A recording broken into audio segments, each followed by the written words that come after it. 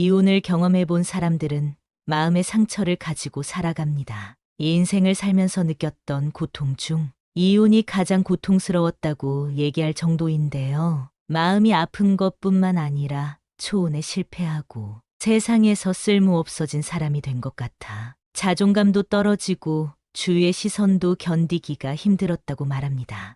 여러분은 이혼을 경험해 보셨나요? 우리나라의 이혼율이 세계 3위라는 통계가 말해주듯 이제 이혼은 전보다 흔한 일이 되었습니다. 하지만 아무리 이혼이 흔해졌더라도 그 과정이 어렵고 고통스러웠다면 재혼은 떠올리기도 싫은 분들이 많으실 겁니다. 많은 사람들이 이혼을 하게 되면 앞으로 혼자 살 거라고 다짐하곤 하지만 이혼 후 찾아오는 고독과 외로움으로 인해 혼자라는 불안감이 커지면서 이혼의 상처가 채 아물기도 전에 새로운 사람을 만나고자 하는 마음이 들 때가 있습니다만 이럴 때는 주의하셔야 합니다. 현재의 불안감을 없애고자 아무나 만나려는 생각이 신중하게 해야 하는 배우자 선택을 방해하기 때문입니다. 초혼을 실패로만 남기지 않기 위해서 재혼을 결정하는 것은 이혼의 아픔을 추스린 후 생각해도 늦지 않습니다. 자녀의 부모 노릇을 해줄 사람이 필요하다거나 그저 외모나 재력만이 뛰어난 사람을 찾기보다는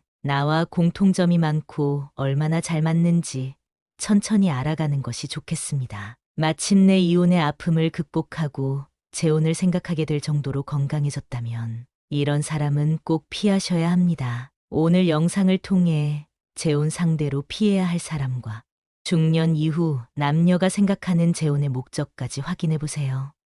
첫째, 화를 다스릴 수 없는 사람. A. 화를 안 내는 사람이 어디 있나요? 라고 생각하셨을 것 같은데요. 화가 나더라도 그 화를 다스릴 수 있는 사람인지를 중요하게 봐야 합니다. 사람을 처음 알아갈 때는 절대 화를 내는 일이 없지만 사이가 가까워지고 나면 목소리가 높아지고 물건을 던지는 등 자신의 화를 주체하지 못하고 행동하는 사람이 있습니다. 그 사람은 화를 내도 나에게는 그러지 않는다고요? 정확하게 얘기하면 아직 그러지 않은 것뿐입니다. 그 화가 당신에게 향할 때는 이미 늦었을 때라는 사실을 명심하셔야 합니다.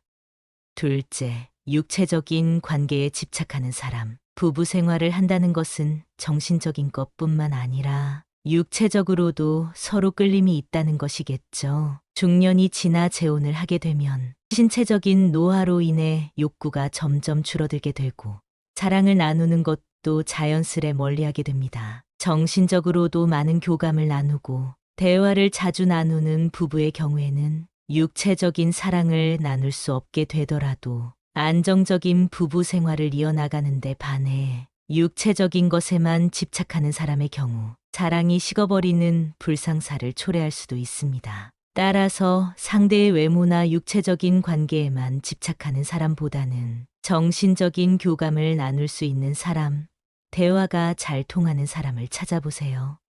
셋째, 술 좋아하는 사람. 사랑하는 사람과 술 한 잔 기울이는 것만큼 좋은 시간도 없는 것 같습니다. 하지만 술을 너무 좋아하는 사람은 결국 문제를 일으키곤 합니다. 제가 굳이 얘기하지 않더라도 이미 알고 계실 것 같은 문제인데요. 자연스레 이성의 끈을 놓아버리는 도구로 술만한 것이 없습니다. 술이 문제가 될 것을 걱정해서 문제를 개선하려는 의지가 있다면 다행이지만 그런 것을 기대하기보다는 술을 적당히 즐길 줄만 아는 사람을 찾는 것이 더 빠른 길이지 않을까 합니다. 많은 사람들이 이 술 문제로 이혼과 이별을 경험한다고 합니다. 술이 무슨 죄가 있을까요?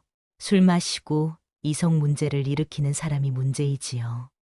넷째, 어떤 역할을 바라는 사람. 재혼의 경우 상대 역시 재혼일 경우가 많습니다. 그 중에는 속으로 집에서 식모 노릇을 해줄 사람을 찾거나 아들, 딸의 부모 노릇을 해줄 사람을 우선적으로 찾는 사람이 있습니다. 조건이 되어야 할 것들이 목적이 되면 성공적인 재혼 생활을 이어나갈 수 있을까요? 매일 밥만 하려고 결혼하는 것이 아니지 않습니까? 상대의 자녀를 양육하기 위해 재혼하는 것이 아니지 않습니까? 이런 목적을 가진 상대와 재혼을 하느니 차라리 연인으로 지내는 것이 훨씬 자유롭고 좋을 것입니다. 많은 사람들이 재혼에 대해 얘기할 때 둘이서 괴로운 것보다 혼자서 외로운 게 낫다고 말합니다. 재혼을 고려할 때는 가정과 가정이 만나 하나가 되는 것인지, 내가 그 가정의 속박이 되는 것인지 구분을 잘하는 것이 중요합니다. 이렇듯 재혼의 목적은 사람마다 다르고 남녀가 생각하는 재혼의 목적도 다른 법인데요.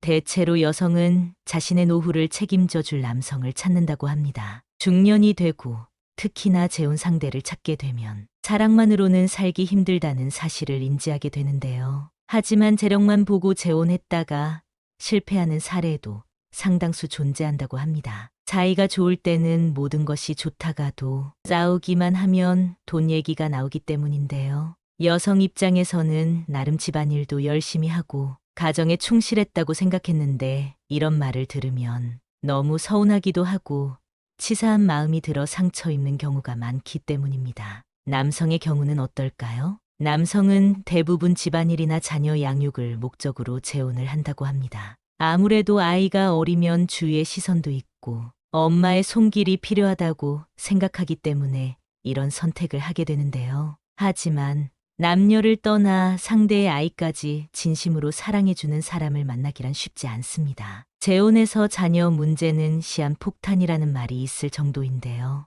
아이들을 위해서 결심한 재혼이 더 큰 상처를 줄 수 있다는 사실을 기억해야 할 것 같습니다. 남녀가 공통으로 얘기한 재혼의 목적으로는 아플 때 병간호해줄 사람이 있으면 좋겠어서 라고 말한 사람이 많았습니다. 돌싱으로 살고 있는 남녀들이 서글플 때가 아플 때라고 합니다. 어깨가 뭉쳐도 주물러 줄 사람도 없고 파스를 붙이고 싶어도 손이 닿지 않아서 붙이지 못할 때나 몸살로 누워있을 때 먹는 것도 제대로 먹지 못하는 경우에 그렇게 서러울 수가 없다고 합니다. 하지만 단순히 병간호해줄 사람을 얻기 위해 재혼을 한다는 것도 조금은 웃긴 얘기인데요. 이처럼 재혼 시 고려해야 될 조건이 목적이 되어버릴 경우 재혼에 실패하고 또 다시 이혼하게 될 수도 있습니다. 문제 해결 수단으로 재혼을 선택하거나 재혼 결정을 조급하게 내리지 않도록 주의해야 합니다. 그래서 다음 내용으로 성공적인 재혼을 위한 방법 3가지를 준비했습니다. 첫 번째,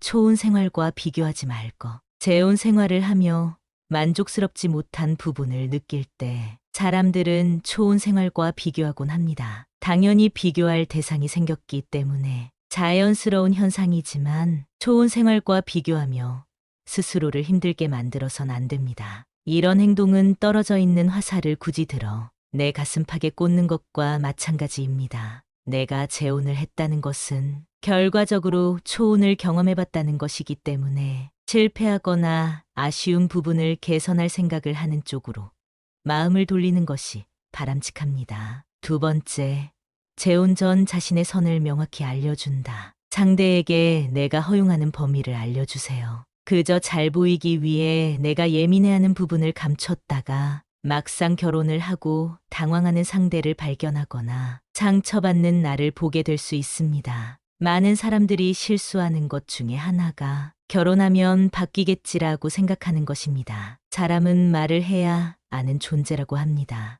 그래서 말이라는 것이 존재하는 것이고요. 내가 허용할 수 있는 범위를 상대에게 얘기하라는 것은 반대로 상대가 허용하는 선도 확인하라는 말이 됩니다. 서로가 서로를 배려해 줄 수 있도록 미리미리 준비하는 것이 바람직하겠습니다. 세 번째, 부부관계를 최우선으로 생각하는 것. 재혼의 경우, 특히 자녀가 있을 경우 전 처나 전 남편과의 연락을 나누게 되는 상황이 생길 수 있습니다. 가장 좋은 방법은 재혼 전, 초혼의 관계를 모두 잘라내는 것이지만 현실적으로 그게 어려울 경우라면 재혼 상대를 최우선으로 생각해주는 태도가 필요합니다. 이혼을 경험한 사람들은 트라우마나 마음의 상처가 큰 편입니다. 내 입장에서는 아무 일도 아닌 것 같은 일이 그 사람에게는 매우 큰 상처로 다가갈 수 있다는 사실을 기억하면서 서로 위해주고 사랑해주는 마음을 가지게 되면 다른 크고 작은 갈등들은 쉽게 극복할 수 있게 됩니다.